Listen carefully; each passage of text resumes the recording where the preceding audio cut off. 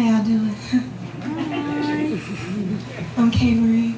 My voice decided to leave me, so it's not here. Usually I do like, performance pieces, but I'm gonna read a little bit if that's okay with y'all. Yeah. Okay, that's cool. Next week I'm gonna be a part of Ladies' Night on Frenchmen, and it started out with helping out the women that are victims of domestic violence. Jessica is actually going to be in that show as well. The young lady after me, Starts the Poet, she's also going to be in that show. I got it right. All right. Making sure nobody else is here. Don't want to leave anyone out. Okay. And then I'm going to do a more colorful piece because we're all adults here. And y'all been drinking. I haven't. I'm on antibiotics. But y'all been drinking. And then I'll do, one more after that. That's okay with y'all. And y'all can bear with listening to me. We'll just say I'm trying to be sultry tonight. Well, not for this first piece, but maybe the second. Okay. This is a great crowd. They laugh and everything. I love it. I love it up here. All right. This is I Will Never Hurt You. I will never hurt you. He wrote that on her soul in pencil and smudged it until it wasn't recognizable and proceeded to paint her face with hues of bruises, leaving her mouth drowning in a river of crimson and pigmented her eyes until they resembled the color of coal. He sculpted her nose to be crooked like their daughter's smile, and currents of tears filled with fear and heartache and disbelief were still digesting the now tiny amount of hope she had dedicated to him stopping this masterpiece of torment. He gave her pain as a supplement, doused her southern accent with dents until it became so thick with abhorrence that it silenced her voice, muted the noise that used to hold hands with shrill, reduced her screams to whispers to match the murmurs left from her soul post-show, the 70% of her gender. This is why I don't read. Oh my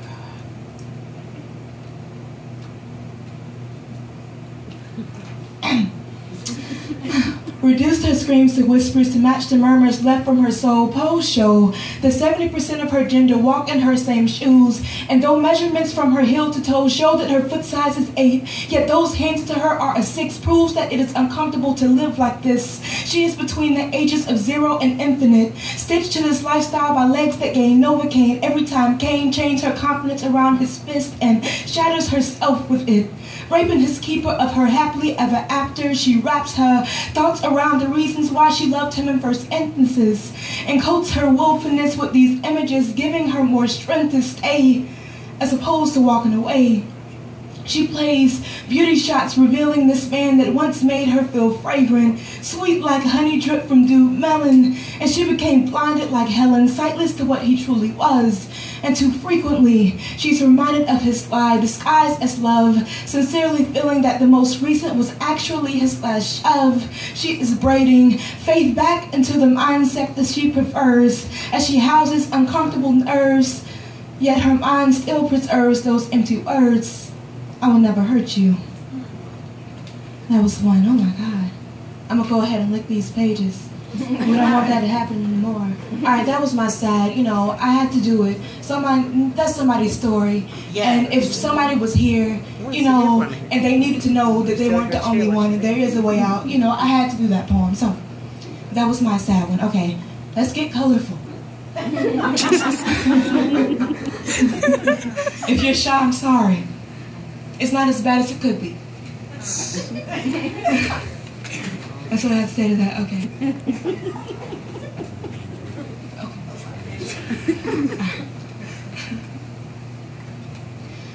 It is 2:27 a.m.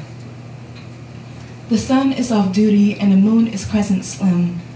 The stars are twinkling to the melodies of my slow jams. I am tempted to trace your words with my hands, your limbs with my breasts, fogging up the thoughts behind your windows, steamy mind blows. I love those nights when the dark sky is serenaded with our passionate cries. Mother Nature's eyes are glued to us. We're encountering things that she did not bloom for us. Good stuff, new under the sun and moon stuff. We create visions, authentic fantasies, false realities rebreathe from between the sheets where the cosmos and earth meet. Where nonfiction and its adversaries sleep, you make me see the God in you. Come on. Showing you were created in his image. That's why I see heaven when we finish. You feed me everything that you have to give.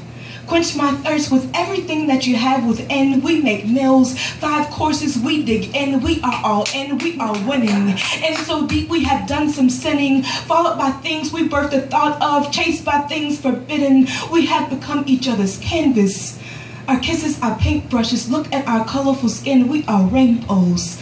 Sugar and spice in our meadows. Glimpse at our shadows dancing. African lambada. Don't think our walls can look any hotter. Our sweat is gyrating. Glistening in the small hours. Crashing into sunrise like we have created the sunshine. The sunshine spying on our flesh.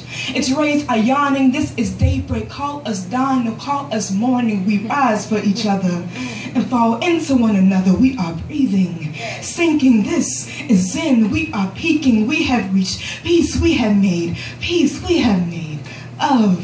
Yes. Yes. Oh, thanks, God. See, that was like a pick me up. Yeah. Right? Okay, I have one more. Okay, I'm gonna do this one off my head. Bear with me. There might be some cold medicine in the system. You got this.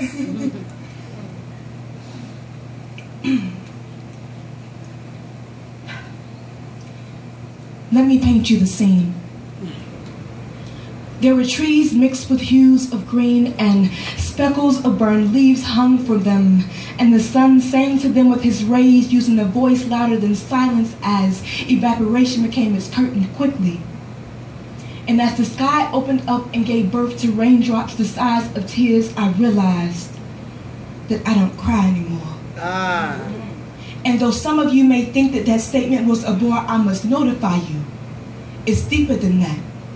In fact, my definition of cry has little to do with moisture from eyes, but is described as that tiny little voice inside, pregnant with your hopes, only to become malnourished by your doubts, sprouting roses atop the grave you decide to tuck it into, to where you have to go through something bittersweet to dig that deep. And I've done that.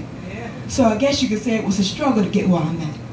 It's fact that there was a time that uncertainty burdened me and fear became my nightcap, wooing me to sleep on my dreams, yet dream through my slumber, mumbling things like, I'll get there one day. But one day wasn't coming, and Monday caused drama, and Tuesday caught me with the headliner, and by Wednesday I knew the only way to get out of it was to pick up my Bic and write about it, so I did. Yes. And I inked out every reason I'm supposed to be doing this that I could, and it's continuously going. See, if I don't use this gift, it might just get stolen. That's token. Sit on your gift and it will be given to another. However, if you use it, you can watch yourself prosper. I hear it's beautiful. Though I ain't fully there yet, though I know I'm on the right track. Crazy fact, there are fewer and fewer peeps saying silly things like, who the fuck is K. Marie? They know me. And I didn't say that for bragging rights. It's just that these words are what I've been wanting to be known for my whole life, and it's happened. I'm dreaming with eyes wide open, taking doses of humility by the glassful to ensure this feeling is everlasting. See, I enjoy performing for you a hell of a lot more than you come to see me. Yes. And I guess that says a lot, since you do it. Meaning it's enjoyment. And then I keep doing it like it's employment, though it is. It pays my soul every time I do this. And without you guys here to witness, I couldn't prove this, so thank you. I appreciate you supporting my gift. I'm thinking Maria.